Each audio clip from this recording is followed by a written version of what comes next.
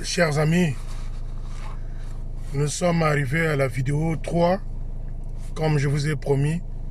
Boyoka, écoutez l'audio de la petite Myrma Massengo, la fille de la capitaine Siasia, a mis en ligne pour pouvoir expliquer aux gens ce qui s'est passé réellement. Mais il ne faut pas l'en tenir rigueur, hein. C'est quelqu'un qui est très abattu, très abattu. Soyez attentifs et à la fin, je veux porter quelques mots. Bonjour, je m'appelle Massengo Myrna, je suis la fille de Capitaine Siasia au poste de Sangolo. Je voulais vous faire cet audio pour vous présenter et vous parler de ce qui m'est arrivé au mois de janvier. Je ne m'attendais pas à ça. Je suis vraiment dépassée et je suis vraiment mal à l'aise. Les gens me pointent le doigt et ça me fait vraiment honte. Quelque chose que je n'ai pas vraiment compris et quelque chose que je n'arrive même pas à comprendre comment c'est arrivé en moi. La personne qui m'a fait ça, c'est le capitaine d'Ikibi, Arsène, qui se trouve au poste de Loua. Il a abusé de moi, il m'a fait de n'importe quoi. Je ne sais pas comment vous expliquer, mais je vais essayer. Au moment que je faisais mon examen, ça fait déjà plus de 5 fois que je répète le même examen que je ne réussis pas. Il m'a parlé, il m'a invité. Avant tout ça, j'avais mon téléphone digital que je me connectais à chaque fois. Il m'écrivait un peu des trucs bizarres dans mon téléphone, sur le compte Facebook. Il me disait je t'aime, t'es belle. Il m'écrivait des trucs un peu bizarres. Quand j'avais vu ça, je n'étais pas vraiment content de moi. Je l'avais bloqué sur mon compte. Il a au moins se forcé, il a pris mon numéro chez une fille de l'église, dans notre poste. Il a commencé à m'écrire sur WhatsApp, m'envoyer des pornographies, des trucs bizarres. C'est juste que j'avais honte et peur de parler à ma maman et à mon père parce que je me disais que si je leur parle de ça, peut-être que c'est moi qui ne serai pas vraiment à l'aise de chez moi à la maison. Et j'avais vraiment honte. J'ai gardé ça pour moi pendant longtemps. Je l'ai bloqué sur mon compte WhatsApp. Quand j'ai fait l'examen pour la 5e fois, j'ai raté. Il m'a appelé, il m'a invité. Il m'a dit que je vais t'inviter quelque part. On va en parler pour savoir qu'est-ce qui fait que tu puisses rater ton examen. Qu'est-ce qui fait que tu ne puisses pas avoir cet examen parce que ça fait déjà des années que tu fais ce même examen. Il m'a invité. J'étais parti faire les achats que maman m'avait envoyé. J'étais parti au marché total pour faire les achats. Il m'appelle, il me dit, t'es où? Je lui ai dit, je suis au marché total. Moi aussi, je suis juste dans l'entourage, je vais te faire signe. Je lui ai dit, ok, je fais mes achats. Dès que je finis, je te ferai signe. Dès que j'ai fini mes achats, je l'ai fait signe. Chez moi, je lui prenais comme mon père. Je me disais que peut-être il va me donner des conseils. Je ne savais pas son plan B. Parce qu'il m'avait juste montré son plan A. Je ne savais pas. Je suis partie. Je lui ai dit, j'ai fini mes achats. Il me dit, on se croise à Terrinque. Je suis partie là-bas. Je l'avais appelé, je lui ai dit que je suis là. Il m'a montré là où se croiser. On est parti avec lui. On est rentré dans un endroit là où on avait écrit hôtel, bar, restaurant. Je lui ai posé la question. Est-ce que des officiers aussi rentrent dans ce genre d'endroit? Il me demande la façon que je me suis habillée. Est-ce que je me présente comme un officier? Je lui ai dit non, tu sors comme un gamin. Il m'a dit ok, on rentre. Nous sommes rentrés. Il m'a acheté le jus. Il me pose la question, une fille comme toi, belle, la façon que tu es, est-ce que tu peux prendre le jus?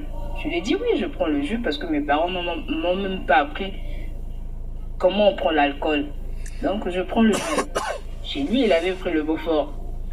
On a commencé à parler sur mon examen. Qu'est-ce qui fait que je puisse rater? Je l'ai expliqué.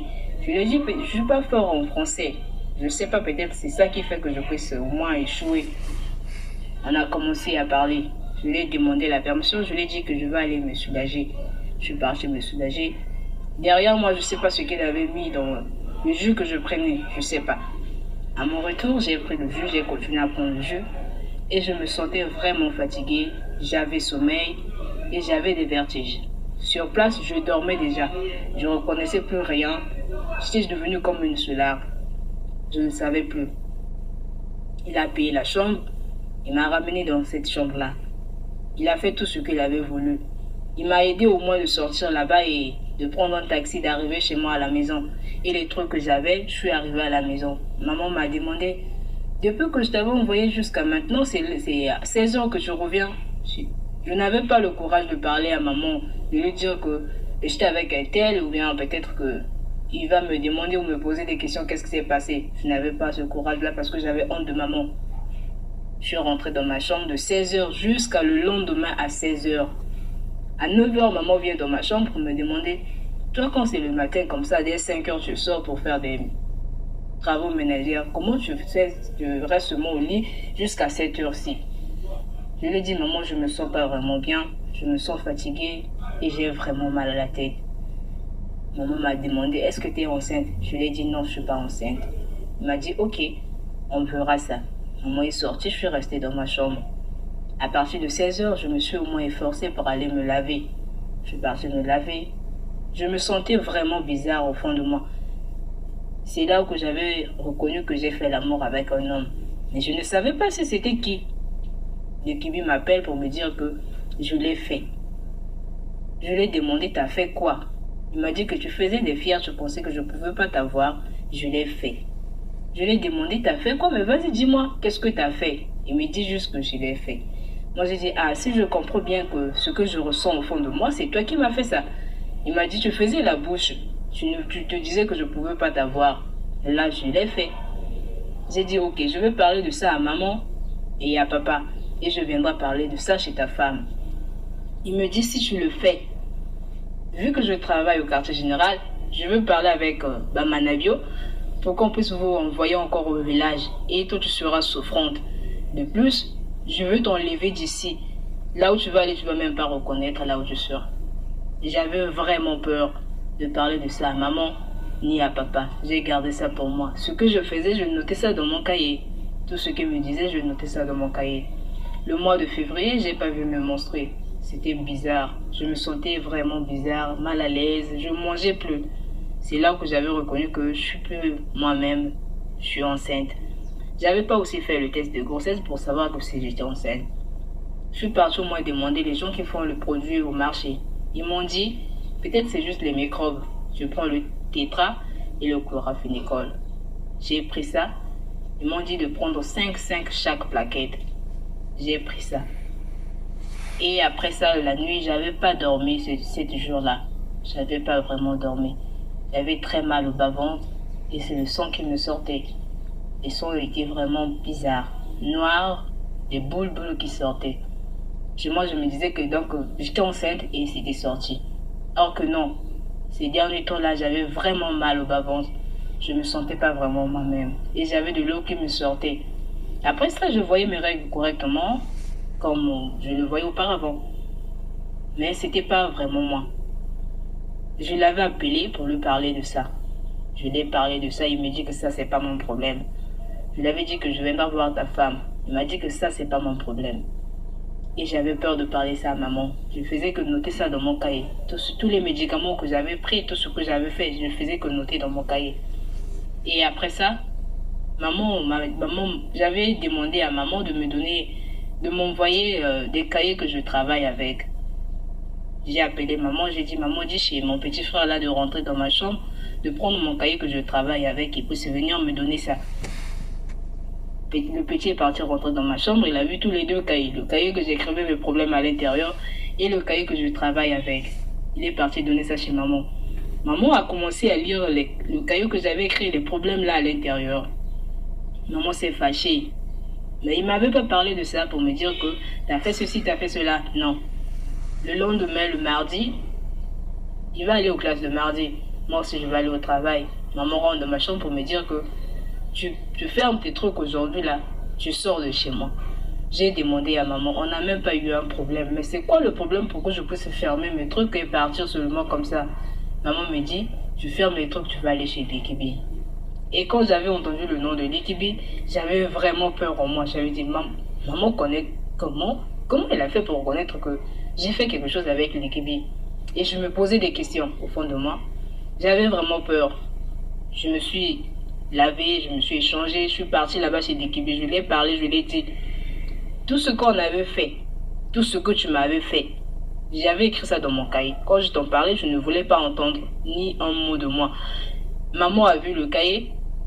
Il me dit, est-ce que vous avez moins moqué pour nous comme makamboana na cahier? Je lui ai dit, ok, on verra bien. Prépare-toi déjà parce que mes parents sont déjà au courant de ça. Je suis partie au travail ce jour-là. Maman est partie aux classes de mardi.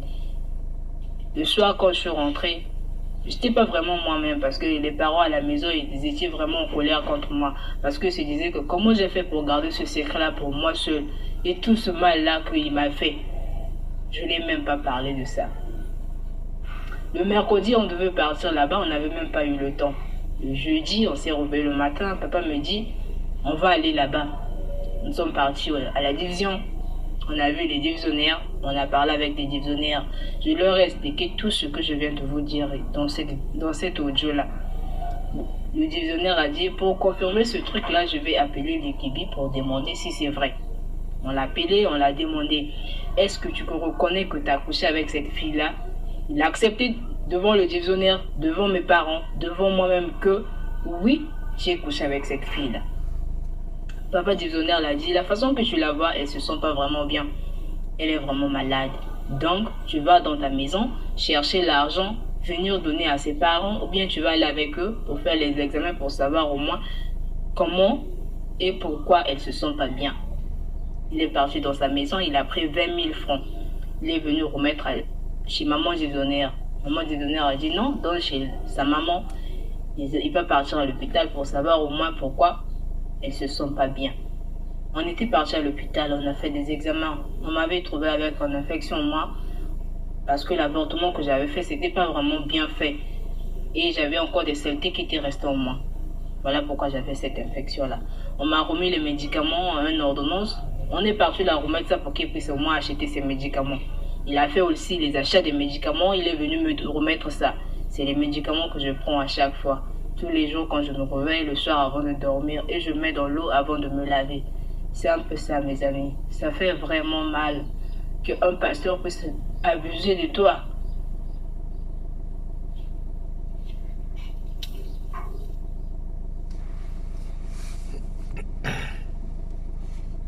Chers amis,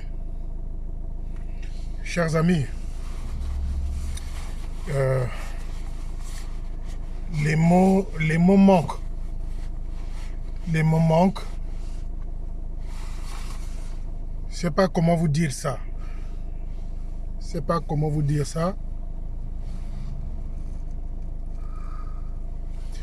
Les mots manquent. Voyez-vous ce que la petite vient de dire, d'étaler la chronologie des faits. J'ai retenu dans cet audio. Dans cet audio, il dit, l'Ikibi dit, si vous jouez comme je travaille au quartier général, je veux demander à Manabio, écoutez bien les amis, je veux demander à Manabio de vous envoyer loin de Brazzaville. Et toi, tu ne vas même pas savoir là où tu vas te retrouver. Vous voyez ce genre de menaces. Je veux dire à Manabio de vous affecter loin au village et toi, tu ne sais pas là où tu vas te retrouver. Ça, c'est l'Ikibi qui brandit des menaces comme ça à la petite fille. Voilà pourquoi je vous ai dit au départ, je vous laisse d'abord écouter. Cet audio-là circule dans Brazzaville. Moi, la question que je pose au couple Siasia, parce que je me suis renseigné, on m'a dit que cet enfant-là, Madame Siasia l'a eu hors mariage, c'est-à-dire avec un autre monsieur. Et le papa de cette fille-là, c'est un colonel de la police. Les amis, le papa de la petite-là, c'est un colonel de la police. Un fou comme ça, officier, je pèse mes mots, un fou comme ça, qui abuse d'une fille, qui s'habille en civil. Vous avez entendu, c'est pas Félicien, les amis. Vous avez entendu, l'audio circule dans Brazzaville. Il invite la fille dans un restaurant, bar, hôtel. Il lui met quelque chose dans le verre. J'avais relaté ici. Je demande à la capitaine Siassa, est-ce que la fille là, votre fille n'a pas des oncles? Est-ce que le papa de la fille est informé de cette histoire, de cette affaire?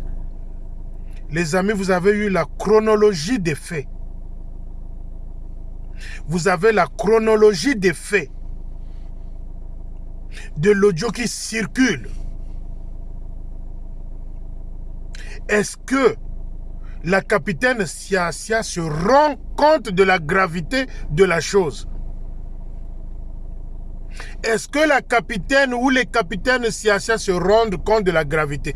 Mais j'espère que jeune Bamanaboyo ne va pas vous couillonner en vous disant je veux voir cette histoire-là, je veux régler ça, je veux m'en occuper comme il fait d'habitude pour Akabakou. J'espère pour vous les capitaines Siassa que Bamanaboyo ne va pas vous adoucir, ne va pas vous calmer en vous proposant un grand poste. En vous proposant un grand poste pour vous cajoler, caresser. J'interpelle ici le couple Siassa. J'espère que pour vous, Bamanaboyo ne va pas vous caresser, pour vous adoucir, pour vous proposer un grand poste. C'est grave. Rien que les faits, c'est grave. Si vous aimez votre fille, cette histoire-là ne doit pas s'arrêter comme ça. Sinon, les Akabakou, les Likibi vont continuer à abuser des enfants filles de l'armée de salut. Akabakou vient d'être pardonné en Ngangoni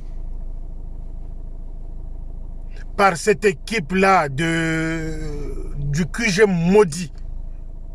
J'espère que pour la petite Myrma Massingo, ça ne va pas se passer ainsi. Parce que les habitudes de Bamanaboyo, c'est ça. Vous cajolez, vous proposez de grands postes pour vous calmer. Comme on essaie de taire les forfaits de Akabakou sur de nombreuses filles.